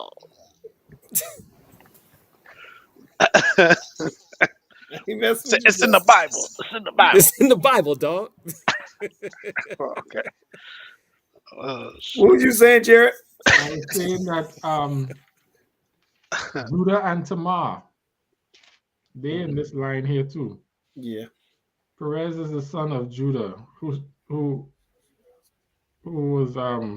Whose mother was Tamar. yeah. Amen. His son's wife. Correct. And So when she was posing as a prostitute, Yeah. yeah. Well, she wasn't. But where was she from though? No, she was Israelite, I think. Yeah. Yeah, But I'm just saying that incestuous, inappropriate but she was relationship. only Yeah. she wasn't a real But prostitute. that was Jesus that was was his everybody. son's daughter. That's what that And was his on daughter purpose. and son-in-law. Yeah, That's for everybody, man. Jesus for That- everybody, man. yeah. That He was did that on that purpose. was Judah's daughter-in-law. Yeah. Correct. Yeah. He promised her to his son, and every son that came, he kept pushing her off. So she was like, I'll take care of this. Correct. She was a fake prostitute. She wasn't a real Yeah. one. Yeah. She But had that- no intention of prostituting. She just was trying to get him, period. But I'm just saying Rahab was she was real. Rahab was a prostitute, Ruth was a Moabite, and this chick sleep with her father-in-law. See, when Jesus say, "Yo, I know, I can relate." Well, back then, the brother was supposed to got it raise all. up. I'm sorry. got a little bit of I everything. leave this alone, man. I'll leave this alone. I'm just interested in how the family lines go. Like if Judah's not born, is Jesus a part of the line? Like Huh? because I mean David comes out of this line too. Everybody came out that line. Yeah. That's crazy, Rahab. Yo, Rahab, I Ruth. knew she was. I didn't know that she got married. Yeah, man. And she was the mother of Boaz? Rahab was the mother of Boaz? Oh, I didn't realize that. My Bible doesn't have the woman included.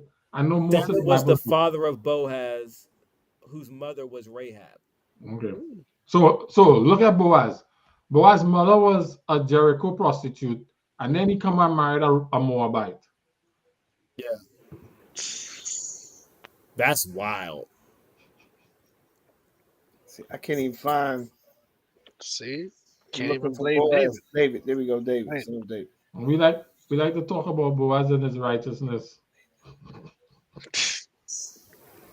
Hey, man. Yo, there's hope for everybody. Everybody that's watching. That's So, probably why he was, okay to marry Ruth, because he knew who his mother was. yeah. There's grace for everybody, Can't y'all. even find. That's weird. That's wild.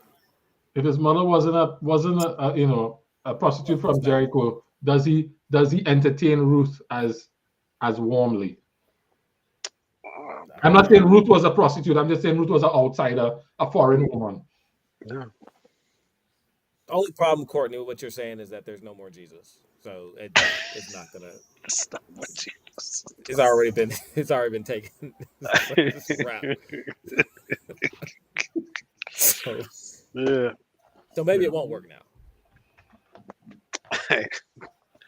Hey, That's you wild. gotta have that. You gotta have that I faith, be bro. skipping over That's, the lineage, dog. you gotta have that faith, bro. Yeah, it's just good stuff, man. They tell So us. I just looked it up on Google. There was 10 generations from Boaz to David. It From was. Boaz to David? Yeah. 10, not 4? No, there are 10 generations from Boaz to David. Really? Salmon, whose father was Boaz. Boaz, whose father was Obed. Obed, whose father was Jesse. Jesse, whose father was David. That's just 4. Yeah, that's 4 Yeah, generations. I'm looking at the Google thing. I just typed in how many generations was from Boaz to David. It says there are 10 generations from Does Boaz it to say David. who those 10 are? You According to said the you biblical said it spells it out in genealogy, Luke too. it says biblical genealogy in the book of Ruth and the book of Matthew. That's what it's saying. I don't see it in Matthew, but It says there are 10 generations from Boaz to David according to the biblical genealogy in the book of Ruth and the book of Matthew. all right. What's Ruth? Ruth is chapter 4, the last part of chapter 4. Ruth 4:13-22. So Boaz took Ruth from his wife and so on and so on. I'm Ruth just 4. I'm looking at Google right now. I'm not looking at the Bible. I'm just looking at the Yeah, Boaz married Ruth, verse 13, right? The son that they had, they named him Obed. He was 17, right? They took the child as if there was Naomi's child, right? They named the child Obed. He was the father of Jesse. Jesse was the father of David. Yeah, because that's 4. When I'm looking at the word, it's 4. Right? And here's the family line of Perez. Now, Perez is Judah and Tamar's son, verse 18.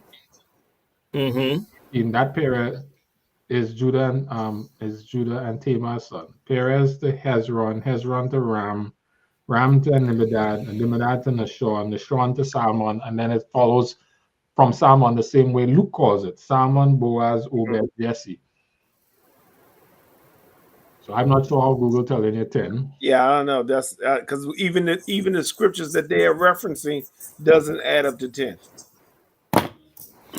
So Boaz got his money from his mom's prostitution. No, man. Yo. No, man. He made her a decent woman. Salmon's money. Maybe Salmon inherited her money. I don't know.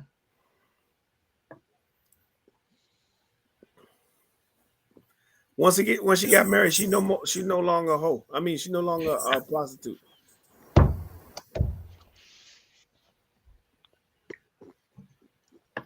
Unless she go back out there again, and she didn't go back out there again. She didn't, but she kept that money and she invested it. Well, I mean, that's a wise investment, though. You know what I mean? 100%. He married into assets. So, Mhm. you know what I mean?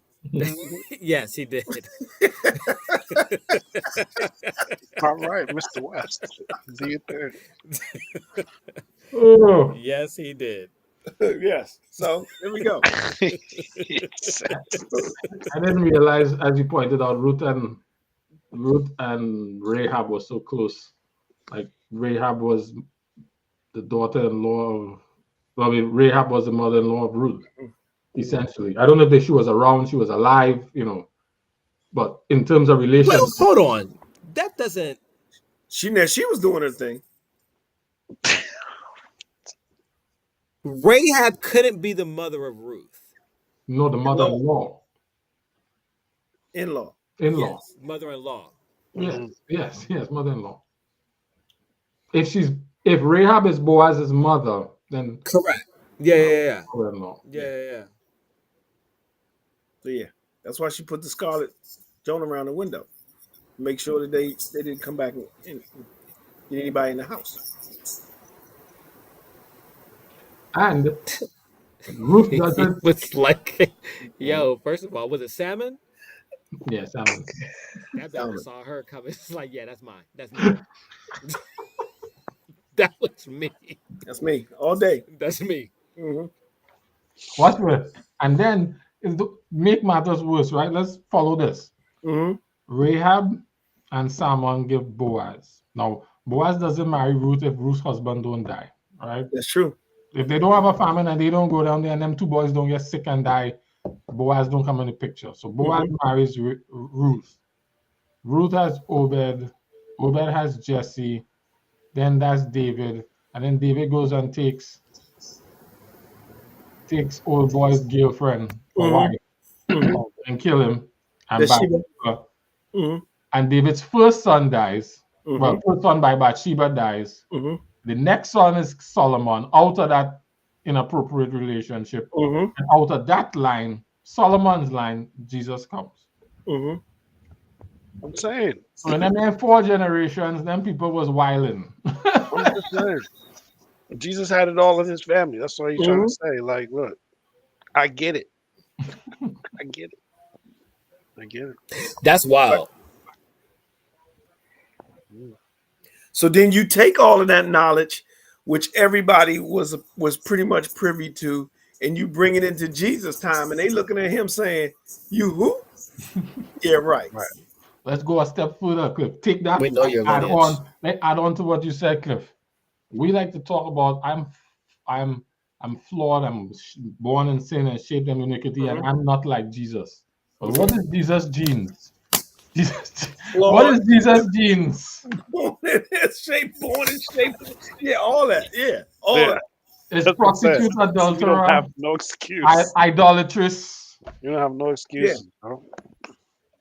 There's nothing that he doesn't cover. There's no area that he doesn't cover. That's what I'm saying. In his genes. In his physical desires and tendencies. Yeah. All whatever the word handpicked, like the word stuff. You name it. Yeah. Drunkards, prostitutes, whatever. Probably and straight sin because weed up in there or banga. You know what I mean? He's smoking the banga. You weren't supposed to do numbers. It's all up in his They made it very clear not to sleep with your father-in-law, mother-in-law, all that kind of stuff. And Tamar did, and that's what Jesus came through. Yeah, the child that came out of that. Yeah. Yeah. Because they was kicking it for a while, and then God said, "Okay, enough of that. Y'all can't do that no more."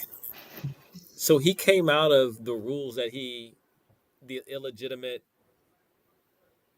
Well, not so much, because God didn't allow the first child that David and Bathsheba had to live. Otherwise, if Jesus had come through that line, it would have been a real problem. So the child didn't die.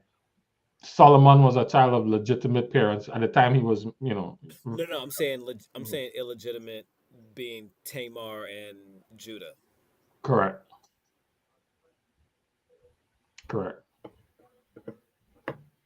Yeah. Bathsheba was legit. But they didn't have those rules in place at that time. That is correct. Well, I don't know. The verse you read, my Bible said bastards. Yes, you're right. You're right. Yeah, but the institution Deuteronomy and Leviticus came way after Judah and whatnot. So they weren't bound to those rules. Correct. David would have been bound to those rules, which would make sense why God was like, I can't let that child live. Correct. And that's something. And while he wasn't supposed to be with that woman, I'm going to bless this now, even in its broken state. Now it can be, at least it has a measure of legitimacy, even though it started in a unsanctioned manner. Yeah. That's crazy. That's wild. I think God has shown in a number of occasions, man, that even some of the dumbest choices and dumbest things that we've done, he's managed to try to take that and reshape it. Yeah. And say, you know what? Absolutely. This ain't even for you. Who you knucklehead? I'm just going because of your child. I'm going to bless you in order to make sure that this happens. Because, whoo. And it goes full circle to where we started, Jared. I mean, I heard before I got on. I was listening. Yeah, it goes full circle back to, it's all favor. I'm sure a lot of that favor came because of the generations before, right? And God's promise that He was going to, right? Mm-hmm.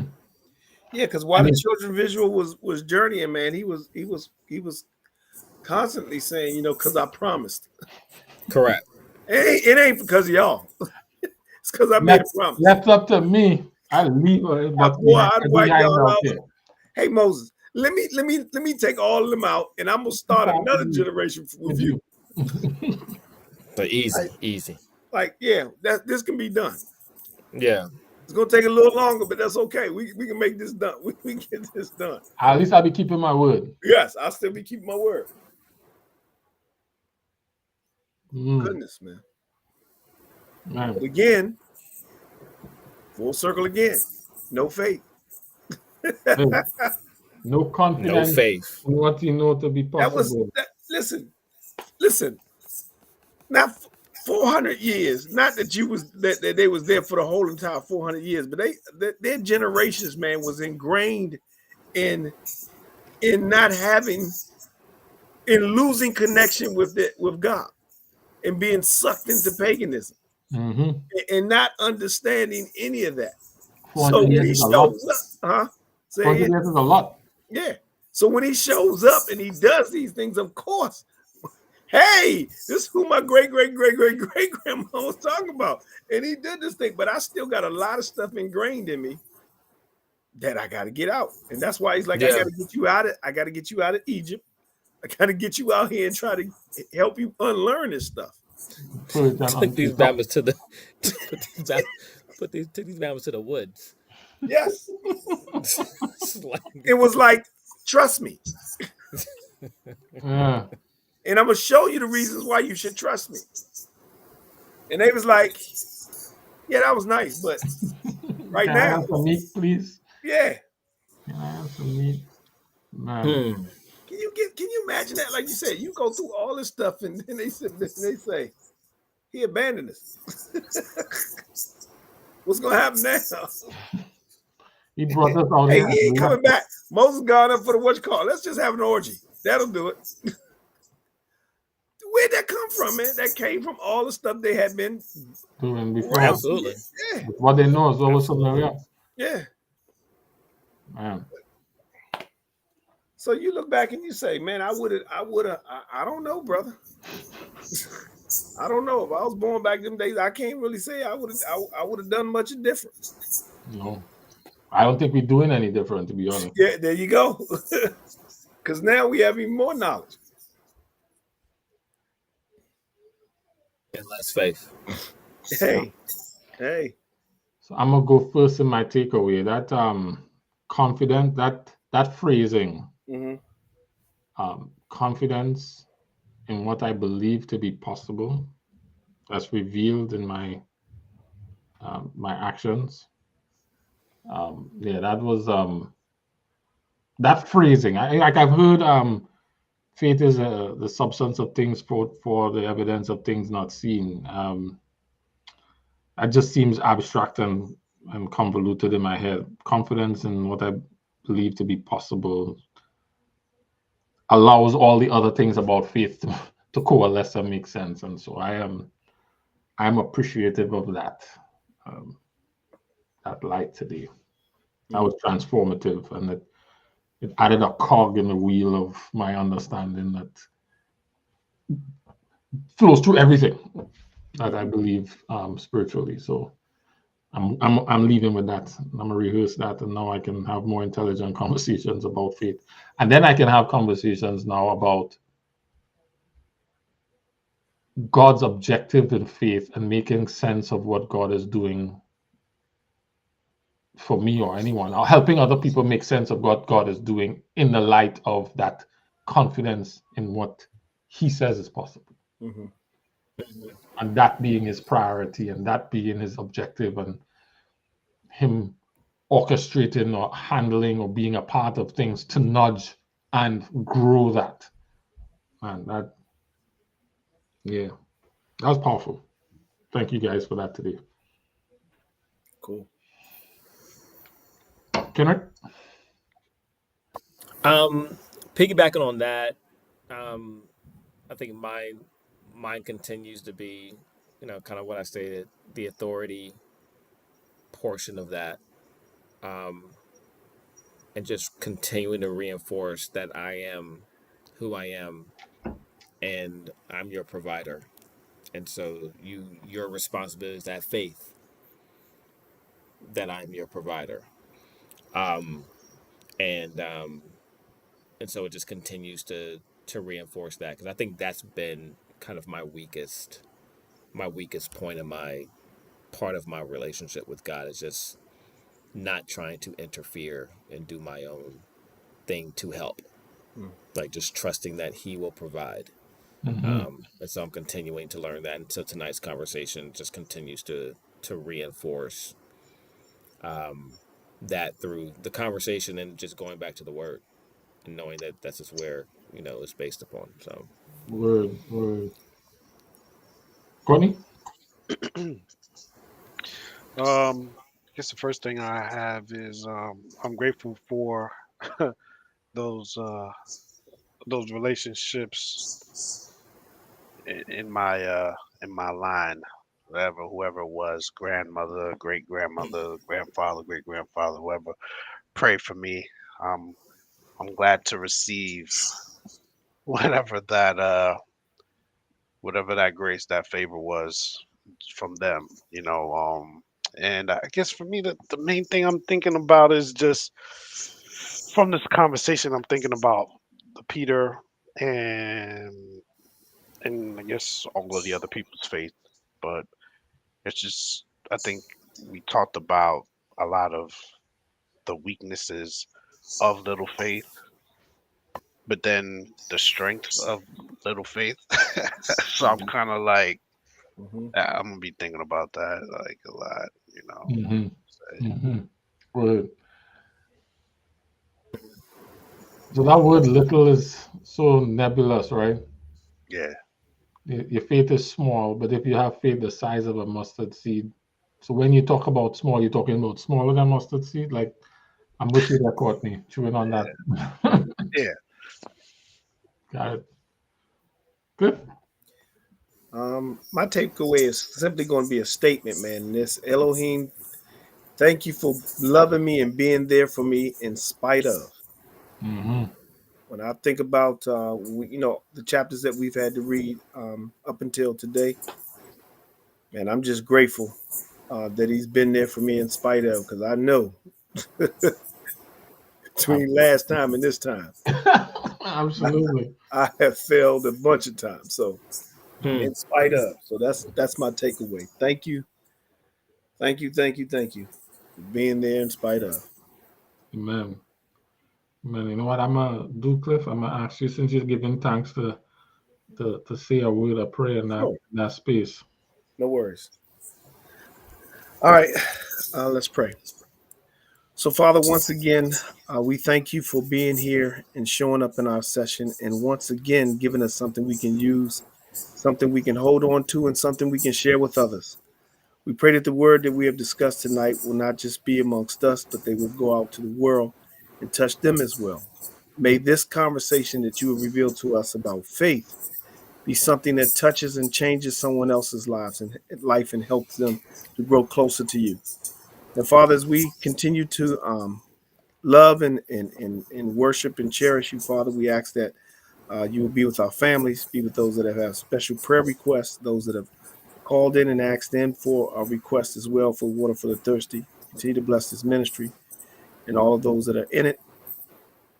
And Lord, let the words of our mouth and the meditations of our hearts be acceptable in our sight. O Lord, our strength and our Redeemer. This we pray in Yahushua's name. Amen. Amen. Amen. Amen. Cliff. Thank you, guys. Thank you, everyone who was online and following along. I really appreciate you all allowing me to wrestle out loud some of the strange things that go on in my head. In our head. In our heads. But tonight, you all engaged what was going on in mine. But yes, in our heads. And so, That's good. without making me feel awkward for thinking the way that I do. So I appreciate that. No, it's awkward, but Without making me feel awkward, yeah. But it is. But yeah, we do this every first and third Friday. You guys know if you have similarly awkward thoughts and would like to wrestle them out, you're welcome to join us. As you can see, they don't make you feel too bad about it. Right, awkward but not strange, right? Yeah, sure, exactly, exactly. Yeah, we're reading along. Get a copy of the reading plan if you don't already have one. If you have one and have been reading along, feel free to bring your thoughts, your questions, your ideas, even if it's your inspirations, your transformative moments. We welcome all of that. We're here again on the third Friday in April, which had 14 days on to 5, and that should be the 19th. The 19th. Yeah, we were off for 2 weeks because of how March was, but we're back again on the 19th, and hopefully our ladies will be with us. It was good to be with you fellas today, but I look forward to when the ladies come back and we have that diversity in the group. Mm-hmm. All right. So I guess until next time, guys, drink up, drink deeply. Woo-hoo. Yeah, later.